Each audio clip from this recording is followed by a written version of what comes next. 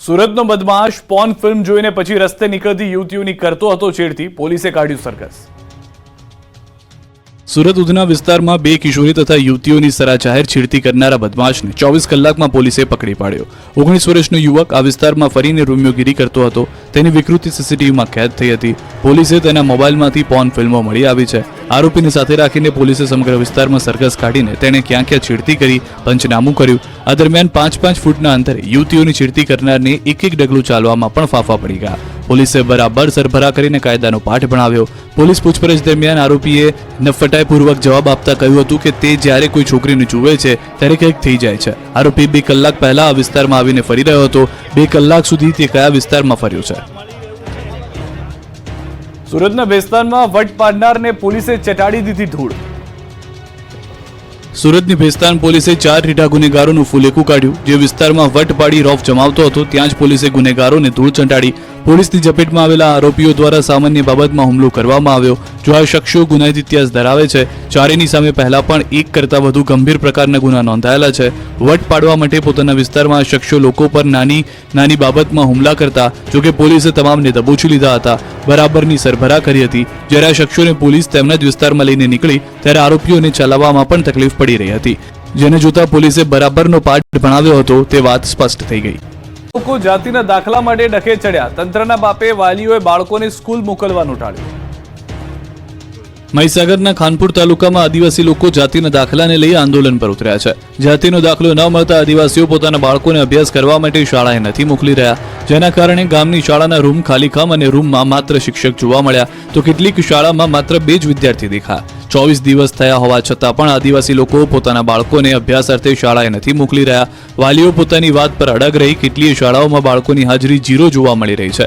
ખાનપુર તાલુકાની 128 પ્રાથમિક શાળાઓમાં અંદાજિત 12,000થી વધુ બાળકો અભ્યાસ કરી રહ્યા છે, ત્યારે દાખલાને લઈ છેલ્લા 24 દિવસથી 10,000થી વધુ બાળકો ગેરહાજર છે, જેને લઈ આંદોલન દિવસ અને દિવસ આગળ વધી રહ્યું છે। ભૂલકાઓનું ભણતર બગડી રહ્યું છે, પરંતુ તંત્રના પેટનું પાણી નથી હલતું। બીજી તરફ ખાનપુર તાલુકાના વાલીઓ દ્વારા શાળા એસએમસીના સભ્યપદેથી રાજીનામું આપ્યું છે।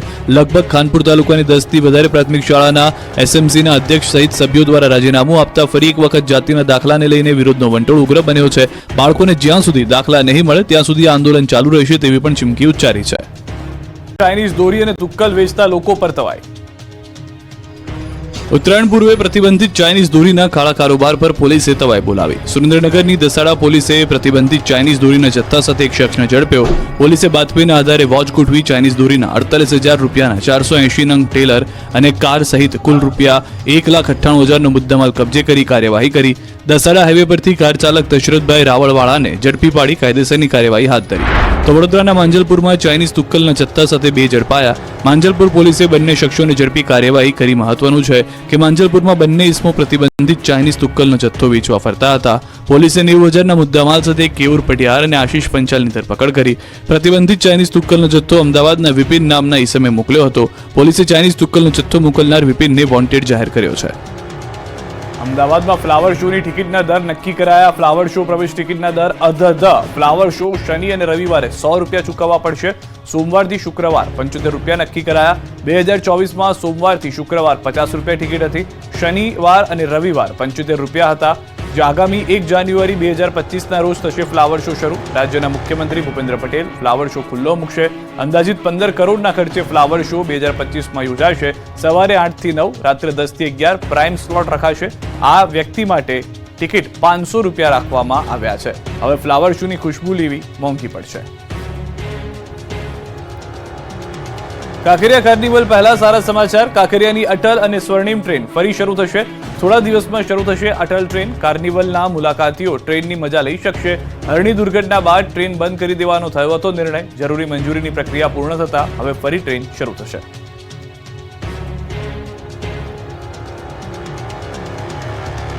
અમદાવાદના સીટીએમ પાસે એસ્ટેટ વિભાગે દુકાનના દબાણો દૂર કર્યા। 2 જેસીબી અને દબાણોની ગાડીઓ તેમજ ફાયર વિભાગની ટીમને સાથે રાખીને ડાબી સાઈડના વળાંક પરની પાકી દુકાનો દૂર કરી। જો કે દુકાનદારો પૈકી અમુક દુકાનદારોની હાઈકોર્ટમાં રીટ પિટિશન ચાલતી હોય તેમાં ચુકાદો હજુ આવ્યો નથી અને તંત્ર બુલડોઝર ફેરવી દેવાતા દુકાનદારોમાં રોષ ફેલાયો। 25મી ફેબ્રુઆરી સુધીની યથાસ્થિતિ જાળવી રાખવાની સૂચના પણ તંત્ર ગોળીને પી ગયું। શામળાજીના 70 ગામના ખેડૂતોની પાણીની સમસ્યા થઈ દૂર। શામળાજી પંથકના 70 ગામના ખેડૂતોની મોટી સમસ્યા દૂર થઈ ગઈ છે. સરકાર આ વિસ્તારના ખેડૂતોની વહારે આવી છે. શામળાજીમાં મેશ્વો ડેમમાંથી સિંચાઈ માટે પાણી છોડવામાં આવતા ખેડૂતો પાણીદાર થશે. રવિ સિઝનને લઈને પિયત માટે પાણી છોડાતા ખેતરો લીલાછમ લહેરાશે. સિંચાઈ માટે મેશ્વો કેનાલમાં 60 ક્યુસેક પાણી છોડાયું છે, જેનો સીધો લાભ 3 તાલુકાના 70 ગામોના ખેડૂતોને મળશે. લગભગ 4000 થી વધુ હેક્ટર જમીનમાં પાકને ફાયદો થશે. ઘઉં, બટાકા, મકાઈ સહિતના પાકોને ફાયદો થશે. પાણી મળતા આ બધા પાકનું બમ્પર ઉત્પાદન થશે અને ધરતીપુત્રોને ફાયદો થશે. મહીસાગરમાં સુજલામ સુફલામ કેનાલમાં 4 જગ્યાએ ગાબડું પડતા 15 ખેતરમાં પાક તબાહ. મહીસાગરના ખાનપુર તાલુકાના બામરોડા ગામ પાસેથી પસાર થતી કેનાલમાં 3-4 જગ્યાએ ગાબડા પડતા ખેડૂતોની આવકમાં ચોક્કસ ગાબડું પડવાનું છે. તંત્રની બેદરકારીના કારણે કેનાલમાં ભ્રષ્ટાચારી રૂપી ગાબડા પડતા હજારો વીઘા જમીનમાં પાકનું ધોવાણ થયું.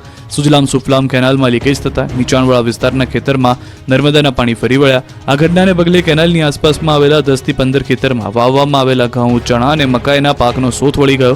આ અંગેની જાણ થતાં અધિકારીઓની ટીમ ઘટના સ્થળે પહોંચી.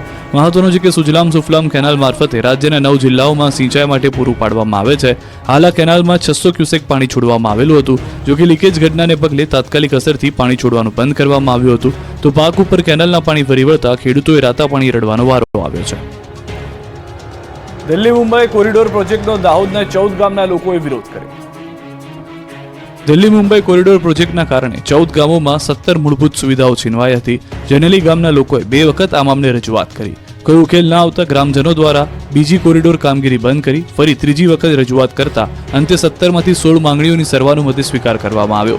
પરંતુ ખેડૂતોની મુખ્ય માંગણી પાક નિષ્ફળના વળતર અંગે કોઈ પણ નિર્ણય નહીં લેવાતા ખેડૂતોમાં નારાજગી જોવા મળી. જેથી આ મામલે ખેડૂતો દ્વારા પ્રાંત અધિકારીને આવેદન આપી રવિવાર સુધી કોઈ નિર્ણય લેવા માટે અપીલ કરાઈ છે. જો સોમવાર સુધી નિર્ણય નહીં લેવાય તો ફરી દિલ્હી મુંબઈ કોરિડોરની કામગીરી બંધ કરવા માટે ચીમકી ઉચ્ચારી છે. નવા વર્ષે અમદાવાદમાં ફરી બાબા બાગેશ્વરની કથા યોજાશે. વિશ્વ ઉમિયાધામ ખાતે કરશે હનુમંત કથા. ગુજરાત સહિત વિશ્વભરમાં સનાતન ધર્મની આસ્થાને ઉજાગર કરવા વિશ્વના સૌથી ઊંચા જગતજનની માં ઉમિયાધામના મંદિરની વિશ્વ ઉમિયાધામ ખાતે ભવ્ય અને દિવ્ય હનુમંત કથાનું આયોજન થવા જઈ રહ્યું છે. વિશ્વ ઉમિયા ફાઉન્ડેશન અમદાવાદ દ્વારા અમદાવાદના જાસપુર વિશ્વ ઉમિયાધામ ખાતે આગામી મહિનામાં 3 થી 6 જાન્યુઆરીના રોજ વિશ્વ પ્રસિદ્ધ સંત બાબા બાગેશ્વરના ધીરેન્દ્ર શાસ્ત્રીની દિવ્ય કથાનું આયોજન કરાયું છે. જેમાં લાખો સનાતન ધર્મીઓ પધારશે. સનાતન ધર્મને ઉજાગર કરવાના હેતુ પાટીદાર સમાજ તેમજ સનાતન ધર્મના તમામ સમાજના લોકો બાબા બાગેશ્વરની દિવ્ય કથામાં સહભાગી થશે. બાબા બાગેશ્વરની કથાને લઈને વિશ્વ ઉમિયાધામ ખાતે તૈયારીઓ પૂરજોશમાં ચાલી રહી છે. લાખો સનાતન ધર્મીઓને કથામાં પધારવા આમંત્રણ અપાયું છે. 6 દેશમાંથી મા ઉમિયાના ભક્તો દિવ્ય કથામાં પધારશે. પાટીદાર સહિત તમામ સમાજના લોકો કથામાં સહભાગી થશે. 5000 થી વધુ વિશ્વ ઉમિયાધામના સ્વયંસેવકો ખડે પગે રહેશે. 100 થી વધુ એન્જિનિયર, ડોક્ટર્સ અને આઈટી પ્રોફેશનલ્સ આયોજનમાં જોડાશે. દિવ્ય અને ભવ્ય કથાના આયોજન સાથે જગતજનની મા ઉમિયાના મંદિરના નિર્માણનું કાર્ય પણ પૂરજોશમાં છે. જેમાં 1440 થી વધુ પિલ્લરનું નિર્માણ કાર્ય પૂર્ણ થયું છે અને હાલમાં જ્યાં મા ઉમિયા બિરાજમાન થવાના છે તેના રાફ્ટનું કાર્ય ચાલી રહ્યું છે. ઊંઝા યાર્ડની ચૂંટણીમાં બળવો કરનાર પૂર્વ ચેરમેન અરવિંદ પટેલે ભાજપે મનાવી લીધા. ઊંઝા યાર્ડની ચૂંટણીમાં પૂર્વ વાઇસ ચેરમેને બળવો કરી ભાજપ વિરુદ્ધમાં જઈને ઉમેદવારી નોંધાવી હતી. ચૂંટણીમાં પ્રમુખ પદ માટે ભાજપના જ 2 જૂથ વચ્ચે જંગ જામવાનો હતો. પૂર્વ વાઇસ ચેરમેન અરવિંદ પટેલને મેન્ડેટ ન મળતા આક્રોશમાં પોતે પણ ઉમેદવારી નોંધાવી દેતા ચૂંટણી રસપ્રદ બની હતી. પરંતુ અંતે બળવો કરનાર અરવિંદ પટેલને ભાજપે મનાવી લીધા છે અને ઘીના ઠામમાં ઘી ઢોળાયું છે. હવે ઉમેદવારી ફોર્મ પરત ખેંચવાની તારીખ જતી રહી છે. પૂર્વ વાઇસ ચેરમેન અરવિંદ પટેલે ભાજપે મેન્ડેટમાં જાહેર કરેલા ઉમેદવારને સમર્થન જાહેર કર્યું છે. આ અંગે પૂર્વ વાઇસ ચેરમેન અરવિંદ પટેલે કહ્યું કે હું પાર્ટીનો વફાદાર અને 30 વર્ષથી સક્રિય કાર્યકર છું, એટલે મેન્ડેટવાળા ઉમેદવારને ટેકો જાહેર કર્યો છે. મહત્વનું છે કે એશિયાની સૌથી મોટી ગણાતી ઊંઝા એપીએમસીની 16 ડિસેમ્બરે ચૂંટણી યોજાનાર છે, જ્યારે 17 ડિસેમ્બરે મતગણતરી હાથ ધરાશે. ચૂંટણીમાં ખેડૂત વિભાગના 261, વેપારી વિભાગના 805, સહકારી ખરીદ વેચાણ મંડળે 40 મળી કુલ 1106 મતદારો કરશે મતદાન. પુષ્પા ફિલ્મની સ્ટાઇલમાં ચંદનની ચોરી. વડોદરામાં પુષ્પા ફિલ્મની સ્ટાઇલમાં ચંદનના ઝાડની ચોરી થઈ. જી હા, પુષ્પા સ્ટાઇલમાં એમએસ યુનિવર્સિટી હેડ ઓફિસ પાસે 2 ચંદનના ઝાડ કાપીને તસ્કર ટોળકી ફરાર થઈ. જો કે નવાઈની બાબત તો એ છે કે કરોડો રૂપિયાના ખર્ચે સિક્યોરિટીનો કોન્ટ્રાક્ટ અપાયો હોવા છતાં ચોરી થતા ખળભળાટ મચ્યો. ચંદન ચોર પુષ્પાઓ ઝાડને સાચવવાની લોખંડની જાળી તોડી ચંદનના ઝાડને ટ્રી કટર વડે કાપી ચોરી કરી ફરાર થઈ જતા હતા. જો કે ટ્રી કટરથી ઝાડ કાપવા છતાં સિક્યોરિટી ગાર્ડની ઊંઘ ના ઉડતા સવાલો પણ ઉભા થયા હતા. સર્કલ પર ટ્રાફિકથી કંટાળી લોકોએ કર્યો વિરોધ. બનાસકાંઠા જિલ્લાના મુખ્ય મથક પાલનપુર એરોમાં સર્કલની ટ્રાફિકની સમસ્યા વધી રહી છે. દરરોજ કલાકો સુધી ટ્રાફિક જામ થાય છે, વાહનોની કતાર લાગે છે, જેથી રસ્તાઓ પહોળા કરવાની કામગીરી ચાલી રહી છે અને તેના માટે તંત્ર દ્વારા ચારે તરફ બેરિકેડિંગ કરી દેવાયું છે, જેનો ભોગ ત્યાં રહેતા સ્થાનિકો બની રહ્યા છે. સ્થાનિકોનો રસ્તો બંધ થઈ જતા આકરા પાણીએ જોવા મળ્યા. અમદાવાદથી પાલનપુર તરફ આવતા માર્ગ પર ઓવરબ્રિજ નજીક તંત્ર દ્વારા બેરિકેડિંગ કરવામાં આવતા અમદાવાદ હાઈવે નજીક આવેલી અનેક સોસાયટીના લોકો મુશ્કેલીમાં મુકાયા. સ્થાનિકો દ્વારા સ્થાનિક કક્ષાએ રજૂઆત કરાઈ છે, પરંતુ તેનો કોઈ ઉકેલ આવ્યો નથી, જેથી સ્થાનિકો હાઈવે પર એકઠા થઈ વિરોધ પ્રદર્શન કરી રહ્યા છે અને જો આગામી દિવસોમાં તંત્ર દ્વારા આ બેરિકેડિંગ મૂકવાની પદ્ધતિ મોકૂફ નહીં રખાય તો જિલ્લા કલેક્ટરને આવેદનપત્ર પાઠવી ઉગ્ર આંદોલનની ચીમકી ઉચ્ચારી. આ હાઈવે પર અનેક સોસાયટીઓ આવેલી છે અને સોસાયટીના રહીશો આ માર્ગ પરથી સીધા હાઈવે રોડ પર જઈ શકતા હતા, પરંતુ હવે બેરિકેડિંગ મૂકી આ માર્ગ બંધ કરી દેવાતા સ્થાનિકોની મુશ્કેલી વધી છે.